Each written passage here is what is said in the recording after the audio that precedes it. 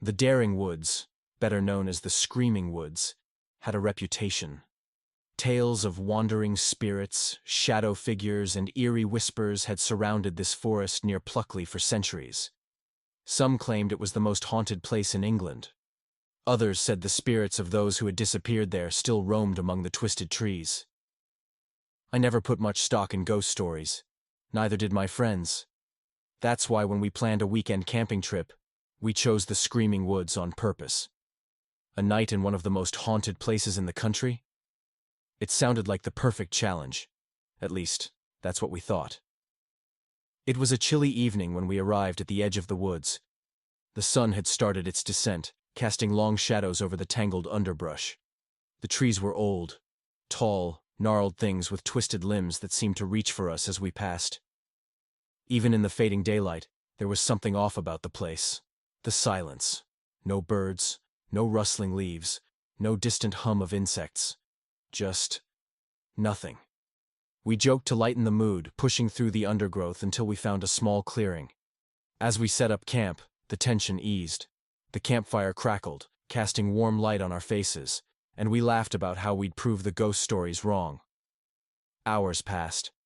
We roasted marshmallows, shared scary stories. Ironically, none of them about this place. Maybe we didn't want to jinx it. Then night fell, and the forest changed.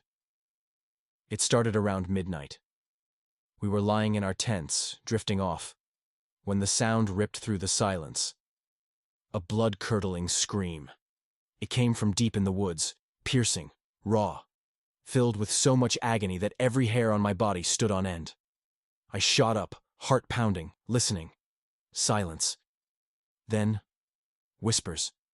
Faint, almost too soft to catch, but definitely there, coming from all around us.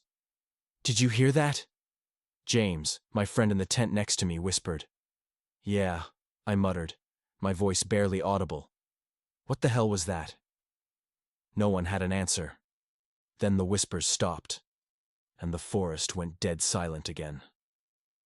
I don't know how long we lay there, listening to nothing. Then, something moved outside the tents. At first it was subtle, the soft crunch of leaves like bare feet pressing against the forest floor. Slow, deliberate. I held my breath, straining to hear. Then, bang! The side of my tent lurched inward, as if something had slammed into it. I scrambled back, heart hammering. "What the hell?" Before anyone could react, it happened again. Not just to my tent, all of them. Something was thrashing against our tents, shaking the fabric violently, yanking at the zippers.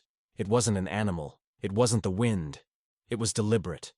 I could hear James screaming. My other friends were shouting, fumbling for their flashlights. Then, as suddenly as it started, it stopped. The night was silent again. We sat there, breathing heavily, gripping whatever makeshift weapons we had. Pocket knives, camping tools, anything.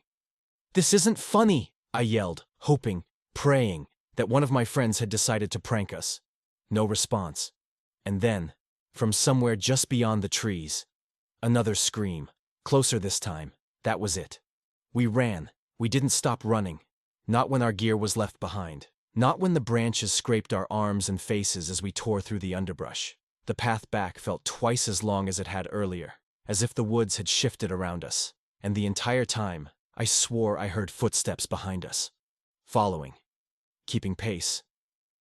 But I never looked back. We didn't stop until we reached the car. We scrambled inside, locking the doors, gasping for air. For a long moment, we just sat there, staring at the dark wall of trees ahead, waiting. But nothing happened. We drove to a friend's place that night, refusing to talk about what had happened.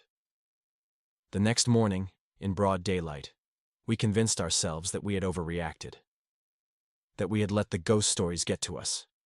That maybe, it was just some other campers messing with us. So we went back for our gear. It was exactly where we had left it. But something was wrong. Our tents were destroyed. Not from the outside. The fabric was slashed open from the inside. long, jagged tears, as if something had been inside with us. I don't go camping anymore. And I sure as hell never went back to the screaming woods.